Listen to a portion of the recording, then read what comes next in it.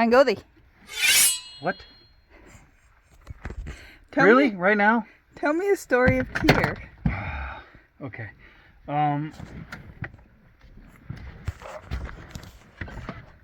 Okay. So at one point, and we won't get into the whole why, the gods brought in the Fenris wolf to live in Asgard amongst them so they could keep an eye on him. Obviously, Fenris is one of the children of Loki and Engraborda. So the gods bring him in, and they charge Tyr with caring for this wolf and feeding it and taking care of it and playing with it and doing all that kind of stuff. So Tyr and this wolf kind of Tyr and Fenrir build a kind of a I don't know, like a strong bond, like a guy and his dog would, you know what I mean? And he gets bigger and bigger and bigger.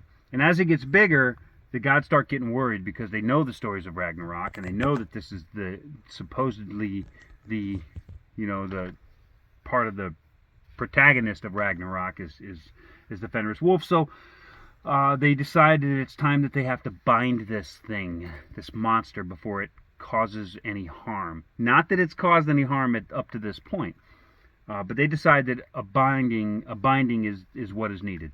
So they get some ropes and try to tie it up and turn it into a game. Like, hey, let's see if you can handle being tied up. And they're like, Fenris the wolf's like, yeah, whatever. Boom, blows the ropes apart. So they're like, oh no.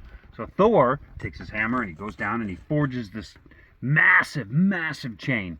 And they wrap the wolf up, and they bind him up nice and tight, and he's like, and blows the chain apart. And they're like, ooh, that's not good. We're going to have to do better. So they go to the dwarves, and they have the dwarves fashion this magic ribbon, this silk ribbon, but it's made of the things that that are no longer in the world, like the beard of a woman, the footsteps of a cat, the roots of a mountain. Those sort of things are no longer in existence. So they took them all and they fashioned this magic ribbon. So they go to the Fenris wolf and they're like, surely you're so strong you can destroy this giant chain. You can definitely destroy this ribbon. And he's like, I sense trickery afoot. So he's like, I don't trust you assholes. So they say, okay, he says, I will try your stupid ribbon if and only if one of you places your hand inside of my mouth and vows not to remove it until I release you.